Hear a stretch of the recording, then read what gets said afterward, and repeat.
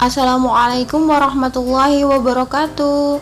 Kembali dengan Pupu Channel. Pada kesempatan kali ini kita akan membahas tema 2 subtema 2 mata pelajaran bahasa Indonesia. Yang mau kita bahas adalah menggali informasi penting dari buku sejarah menggunakan aspek apa, di mana, kapan, siapa, mengapa, dan bagaimana. Yang kedua, memaparkan informasi penting dari buku sejarah secara lisan, tulis, dan visual dengan menggunakan aspek apa, di mana, kapan, siapa, mengapa, dan bagaimana, serta memperhatikan penggunaan kosakata baku dan kalimat efektif. Silahkan kalian mempersiapkan peralatan tulisnya ya. Kita akan bahas satu persatu. Yang mau kita bahas pertama kali adalah pengertian kalimat efektif. Kalimat efektif adalah kalimat yang mengandung gagasan pembicara atau penulis yang terdiri dari kata-kata yang punya unsur S, P, O, K. S adalah subjek, P adalah predikat, O adalah objek, dan K adalah keterangan. Nah, coba perhatikan contoh kalimat di bawah ini. Seluruh bangsa Indonesia mempertahankan kemerdekaan setelah proklamasi kemerdekaan Indonesia. Jika kita perhatikan kalimat tersebut terdiri dari unsur S, P, O, K. Nah, perhatikan ya. Kata seluruh bangsa Indonesia menduduki unsur subjek. Mempertahankan menduduki unsur predikat. Kemerdekaan menduduki unsur objek, dan setelah proklamasi kemerdekaan Indonesia menduduki unsur keterangan. Nah, jika kita lihat kalimat efektif, maka akan terdiri dari S, P, O, K. Kalimat yang Ustazah sebutkan tadi adalah kalimat efektif. Lalu, apakah ada kalimat yang tidak efektif? Tetap simak. Setelah ini Ustazah akan tunjukkan syarat-syarat kalimat efektif. Ciri-ciri kalimat efektif adalah yang pertama, memiliki unsur penting atau pokok. Minimal unsurnya adalah subjek dan predikat. Yang kedua, harus menggunakan struktur bahasa yang tepat. Ketiga, memenuhi kaidah ejaan yang berlaku. Dan yang keempat, menggunakan pilihan kata atau diksi yang tepat dan sesuai kebutuhan. Apakah ada kalimat yang hanya terdiri dari subjek dan predikat?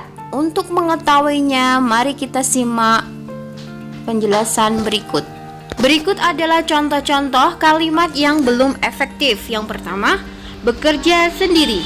Jika kita lihat kalimat tersebut, bekerja sebagai predikat, sendiri sebagai keterangan. Jadi hanya terdiri dari predikat dan keterangan. Hal itu menunjukkan kalimat tersebut belum merupakan kalimat efektif karena belum memiliki unsur subjeknya. Kalimat kedua, perjuangan dalam mempertahankan kemerdekaan Indonesia tidak dapat dilakukan sendiri-sendiri. Jika kita lihat unsur-unsur dalam kalimat tersebut, maka jelaslah kalimat tersebut belum memiliki subjek dan susunan atau struktur unsur bahasanya tidak runtut, maka kalimat tersebut belum merupakan kalimat efektif. Kalimat yang ketiga, coba baca kalimat yang ketiga. Masih banyak sekali perjuangan lain yang dilakukan di berbagai daerah, misalnya pertempuran Ambarawa, pertempuran Medan Area, Bandung Lautan Api, agresi militer 1, dan agresi Belanda 2. Coba perhatikan kalimat itu ya. Jika kita lihat ada tanda merah pada kata banyak sekali. Nah, kalimat tersebut itu merupakan kalimat yang mubazir karena kita sudah mengucap banyak tapi ditambah sekali. Jadi kita tidak boleh menggunakan dua kata atau lebih dalam arti yang sama, cukup satu saja.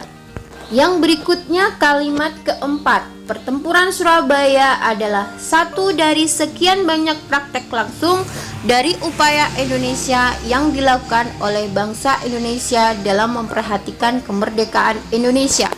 Jika kita lihat pada kata yang bergaris bawah, yaitu sekian banyak praktek langsung dari upaya Indonesia yang dilakukan, Itu kita bisa ringkas dengan kata-kata satu dari upaya Indonesia yang dilakukan. Jadi sekian banyak praktek langsung dari itu tidak digunakan alias mubazir.